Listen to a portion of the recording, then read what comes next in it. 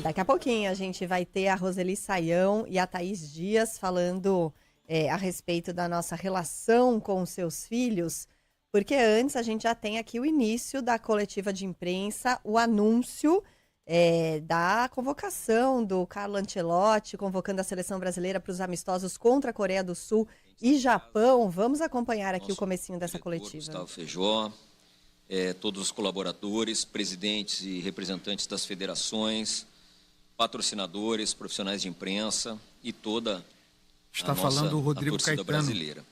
que é o diretor da Antes de CBF. entrar, Fábio, no planejamento, agradecer também o esforço que a casa, o presidente, fez em atender as nossas solicitações técnicas em relação ao nosso planejamento para a Copa do Mundo, né?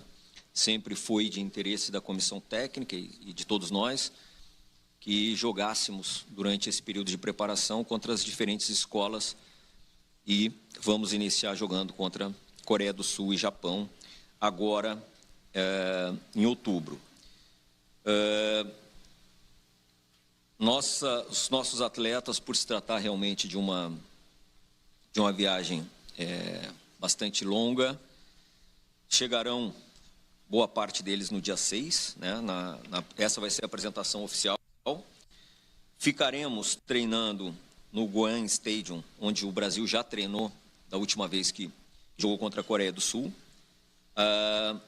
Até o dia do jogo, obviamente, na sexta-feira, permaneceremos na Coreia do Sul ainda até o domingo pela manhã, pegando o nosso voo domingo à tarde para o Japão.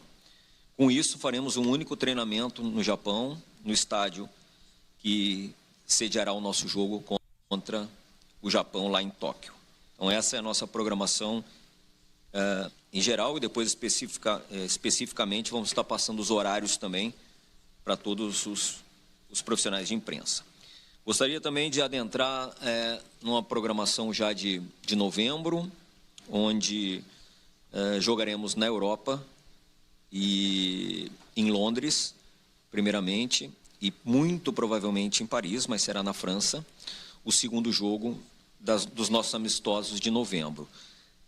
Como todos vocês sabem, nosso desejo será realmente contra seleções africanas de diferentes escolas, porém, nós vamos ter que aguardar a próxima data FIFA para a confirmação dos nossos adversários, porque todos eles ainda estão na disputa das eliminatórias do seu continente.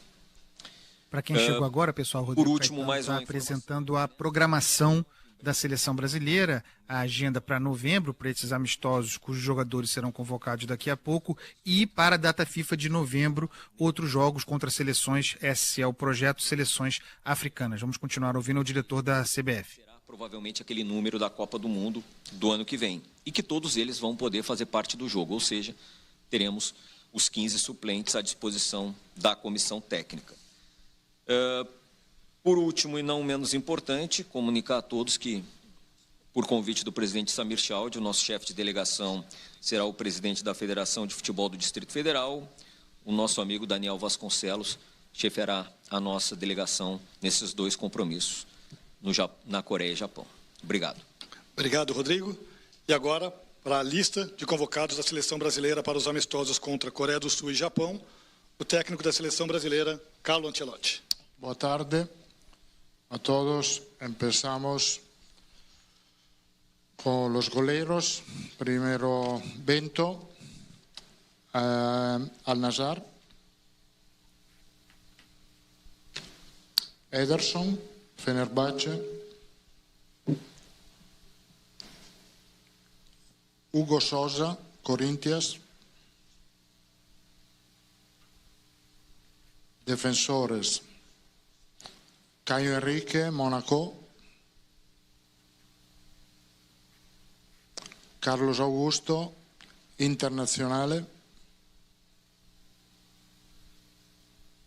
Douglas Santos, Zenit, Eder Militao, Real Madrid, Fabrizio Bruno, Cruzeiro,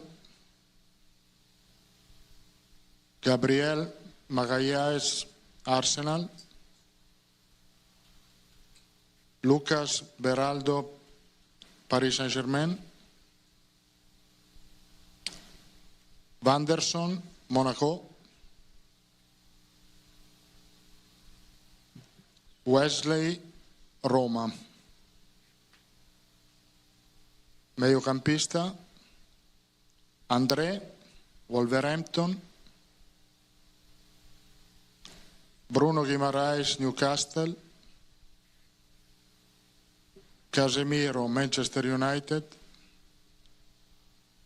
João Gomes, Wolverhampton. Wellington, Newcastle.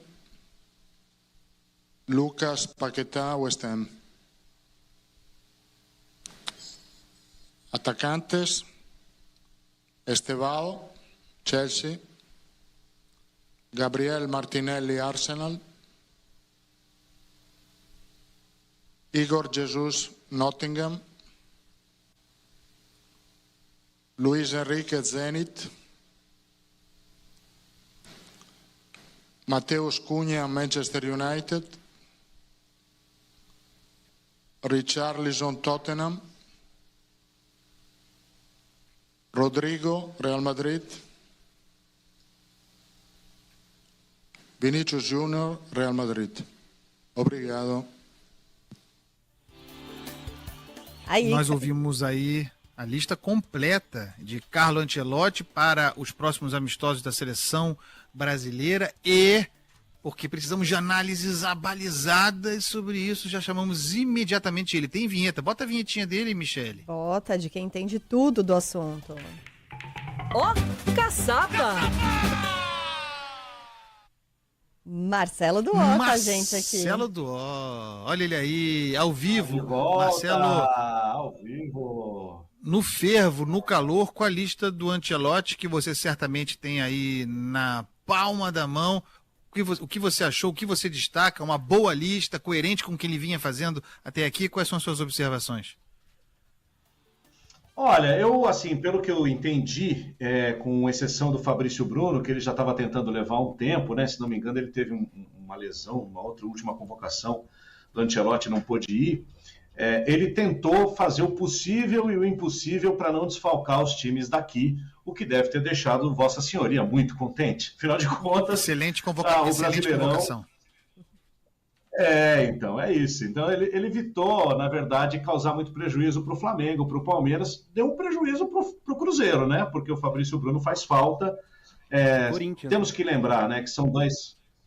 e o Hugo Souza no Corinthians, né? Mas eu digo assim, na briga pelo título, né? O Corinthians tem outra briga nesse momento, mas são os dois que jogam aqui no futebol brasileiro. A gente tem que lembrar que são dois amistosos para se jogar contra seleções mais fracas um pouco, num horário diferente, longe do Brasil.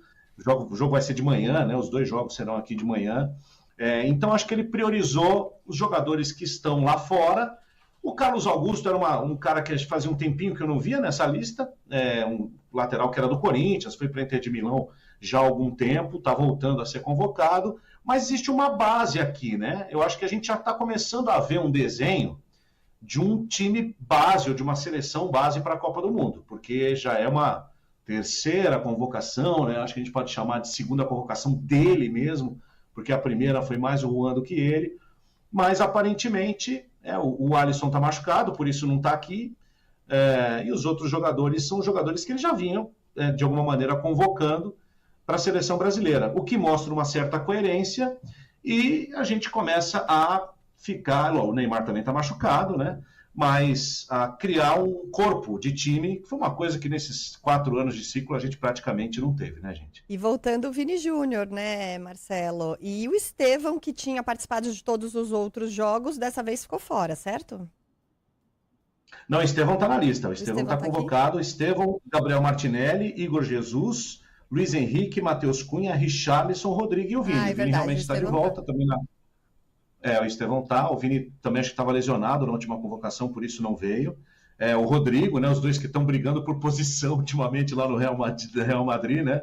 Na seleção brasileira, vamos ver como é que vai ser esse encaixe. Mas o Brasil tem um bom time, gente. Essa base aqui, o torcedor, né, você que está aí pode discordar de um nome ou outro, Muito legal ver o Paquetá agora à vontade, voltando ao time. O André, que foi formado pelo Fluminense, está lá no Wolverhampton, é um volante de muita qualidade, ganha mais uma chance. São jogadores que, o João Gomes, né, que voltam a fazer parte de uma convocação com um novo treinador e vão tentar se encaixar nesse modelo de jogo aí. Mas é um time competitivo, forte para essas duas amistosos, mais ou menos, que a gente vai ter pela frente.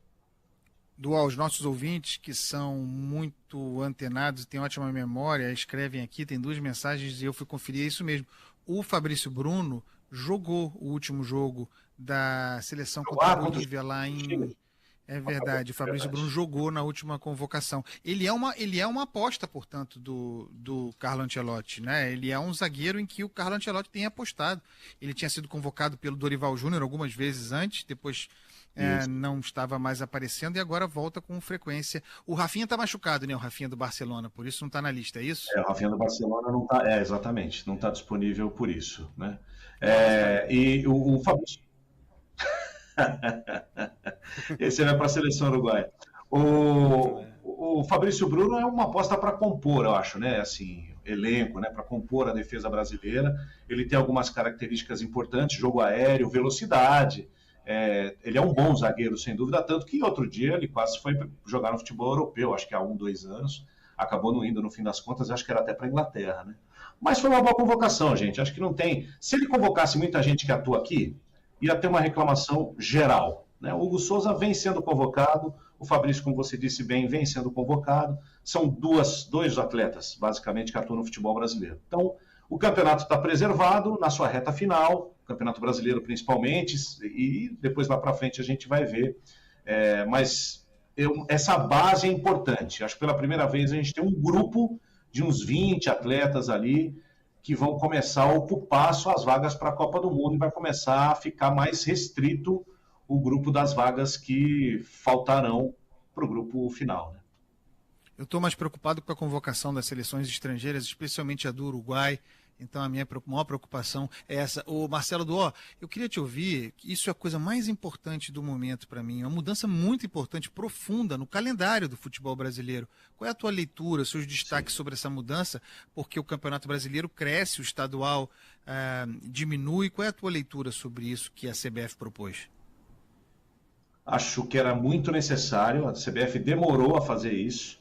O estadual realmente era uma ponta nevrálgica nesse sistema, né? Porque realmente era muita data. A Série A, principalmente os times da Série A, estavam sobrecarregados e alguma coisa precisava ser feita. Acho que acabar com os estaduais é um exagero, porque aqui em São Paulo e no Rio eles têm um peso. No Norte e Nordeste do Brasil eles são fundamentais, eles não podem acabar.